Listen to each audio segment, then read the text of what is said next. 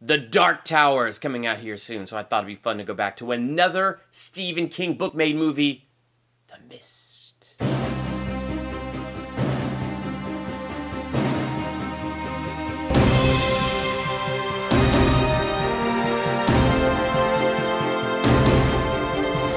Welcome to Durbania. I'm Durbin, and this is my theological analysis for The Mist. I'm doing the version that came out back in 2007 starring Thomas Jane, and I never saw a single trailer for this movie, never really heard of it, and so 10 years later, I watched this movie, and it was so refreshing to watch a movie like this with zero clue what I was watching or what was going to happen next or what the movie was even really about. So that was really cool. All that to say, spoilers ahead. You have been fairly warned. So, we human beings have this habit that when a factual event happens, we ascribe meaning to it. And the meaning we put to those factual events often has to do with the lens through which we personally, see life. And I think this movie was a fantastic illustration of that. So, the factual event that occurs in this movie, the military does some experiment where they're trying to make a window to look into another dimension. Turns out the window's a door. A mist escapes into our world. Inside that mist is all kinds of huge, scary, creepy monsters. That is so weird to say that is the factual part of this, but that is the factual part of this. This is the event that occurs. And a lot of people, all of our main characters, they're in a grocery store when the mist rolls in, when the monsters are unleashed, so they all are now locked in this grocery store and they can't go outside. So now we have this little petri dish of people here, and we really do get illustrations how these characters are seeing life through their lenses, and how when fear is on, when this event happens and the pressure is on, what's really inside is coming out. And that was really fascinating to watch in this movie. For instance, Thomas Jane, he plays this guy David. He goes into the back of the store, something starts to pound on the big old garage door thing that's back there trying to get through. He comes to get help, all the guys come back, no more noise, no more anything going on and all that stuff. They decide they need to get outside to fix something and quickly run back in, and David's like, don't do that. There is something out there. It was pounding on the door. And one of the dudes, who really turned out to be quite a tool in this movie, I'm telling you, one of the dudes stands up, and you know what he says to David? He says, I know you're this successful Hollywood, New York artist, and I'm sick of you looking down on me.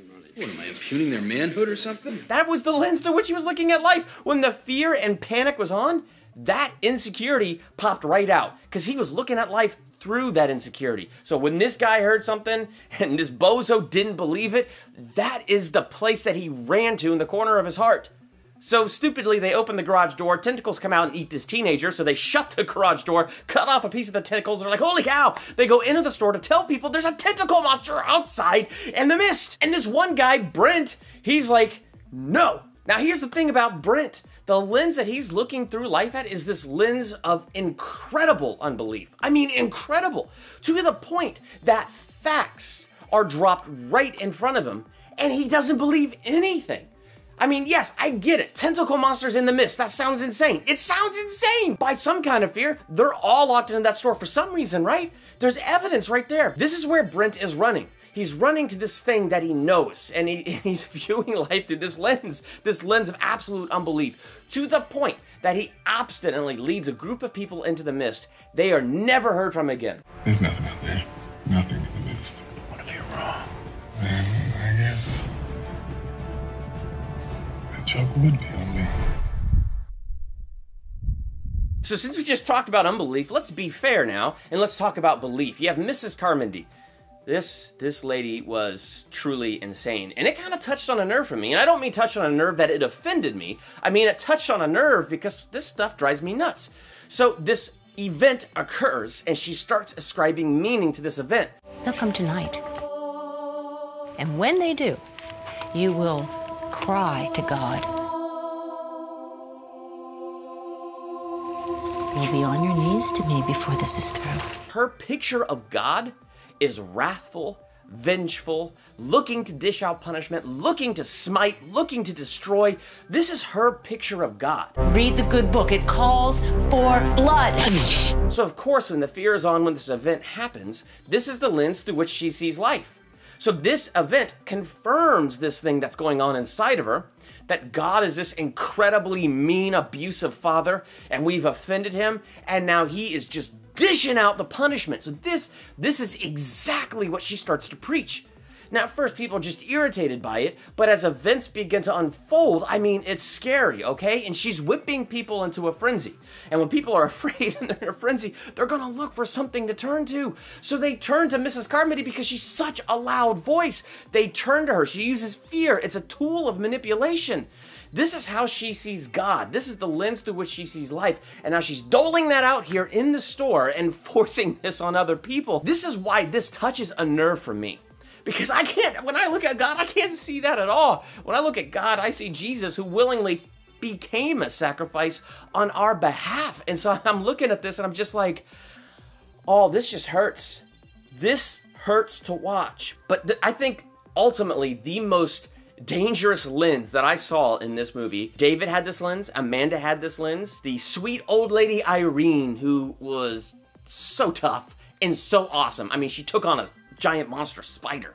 Like, she sprayed it with fire stuff. That was awesome. And then this older guy, Dan, like, they all had this horrible lens. Through a series of events, they were able to get out of the store. They were able to get to David's car. They were able to get on the road. And they drove who knows how long, a little montage, monsters around on the road and things like that, till their car runs out of gas. When their car runs out of gas, they're still in the mist. Now, I won't deny that it looked hopeless, because in the distance they hear monsters roaring. The mist is all around them. They can't see that far ahead of them. It looked bad. But this is the lens through which David, Amanda, Irene, and Dan suddenly all saw life. Now, keep in mind, David had his son in the car with him, his like 8, 9, 10-year-old son. He had 4 bullets in his gun. There was 5 of them. But they all silently agreed, better to die here. It was suicide. David killed them all, including his own son, but with only 4 bullets, he was left alive. So he threw himself out of the car to be eaten by the monsters. Not even 5 minutes later, help is there. The military shows up. It turns out he was at the very edge of the mist. It turns out, I mean, from what I interpreted watching the end, the military was winning. These extra-dimensional monsters were being defeated.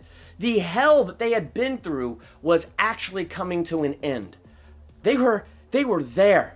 They were at the end of the journey. They just had to get out of the car and walk a few steps. But rather than having that faith and that hope that life was worth living, that they held on to the concept, this is scary, this is hopeless, look at the mist around us, there is no hope, and they chose death when life, hope, and help was seriously right there. It was right there. To me, that is the most dangerous lens.